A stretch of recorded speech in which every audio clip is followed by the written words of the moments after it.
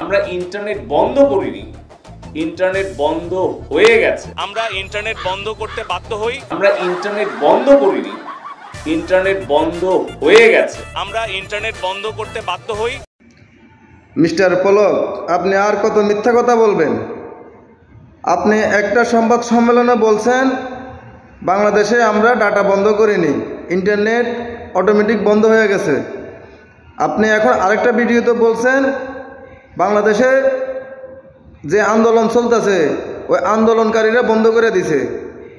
আপনি এখন আবার আরেকটার মধ্যে আপনি দাবি করছেন আপনারা বন্ধ করে দিছেন।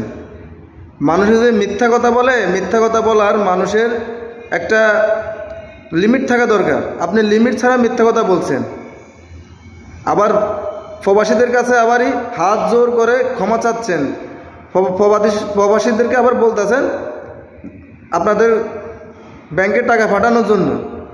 সৌদি আরব, দুবাইতে যারা আন্দোলন করছে, প্রতিবাদ করছে, তাদেরকে আপনারা সন্ত্রাসী বলতেছেন। তারাও প্রবাসী, তারাও বাংলাদেশের রেমিটেন্স যোদ্ধা, তারাও দেশে টাকা পাঠাইছে।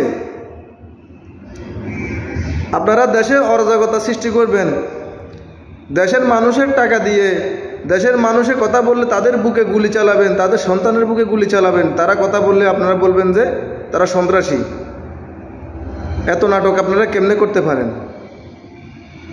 আপনারা সব করবেন, তার মানে এটা ব্রিটিশ আমলের মতো।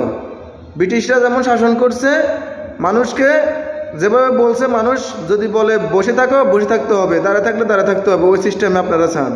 দেশটা আপনাদের বাবার না, দেশটা 17 কোটি মানুষের। দেশটা একা একা বঙ্গবন্ধু শেখ মুজিবুর রহমান স্বাধীন করেন নাই, উনার আহ্বানে মানুষের বুকে তাজা রক্ত দিয়ে দেশটা স্বাধীন করছে। মনে রাখবেন, আপনি এই দেশের গোলাম। মানুষের টাকার ট্যাক্সের টাকায় আপনাদের বেতন হয়। আমরা প্রবাসীরা বাংলাদেশে এক সপ্তাহ কথা বলতে পারি না। এই এক সপ্তাহে দেশে অনেকের মা বাপ মারা গেছে, অনেকের আত্মীয় স্বজন মারা গেছে, শেষ দেখাটাও মানুষ দেখতে পারে নাই আপনাদের কারণে। আপনাদের কারণে মানুষের জীবনে অনেক কিছু ঘটে গেছে।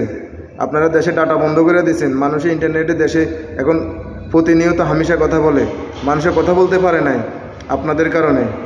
আর আপনারা প্রবাসীদের কাছে আপনারা হাত জোর করে বলেন যে আপনারা দেশে ব্যাংকে টাকা পাঠান। আমরা কেন আপনাদেরকে টাকা দেব? আপনারা কেন নেট বন্ধ করছেন? যদি প্রবাসীদেরকে এত ভালোবাসেন তাহলে কেন প্রবাসীদের জন্য আপনারা কোনো কিছুই করেন না? আপনারা যে কোটা আন্দোলন করছেন, প্রবাসীদের জন্য আপনারা কোনো কোটার ব্যবস্থা করছেন? কোনো কোটা রাখছেন? প্রবাসীর তো যোদ্ধা, রেমিটেন্স যোদ্ধা, মুক্তিযোদ্ধারা মুক্তিযুদ্ধ করে দেশ স্বাধীন করছে। প্রবাসীরা প্রবাস থেকে মাথার ঘাম পায়ে ফেলে শরীর রক্ত পানি করে দেশে টাকা পাঠায়া দেশকে এগিয়ে নিতেছে। আপনারা কি করতেছেন? আপনারা দেশে বসে বসে লুটতারাজি করতেছেন, আপনারা রাহাজানি করতেছেন, আর মানুষ কথা বললে মানুষকে আপনারা নির্বিচারে মারতেছেন। নাটক কম করেন, আপনাদের মুখোশ উন্মোচন হয়ে গেছে।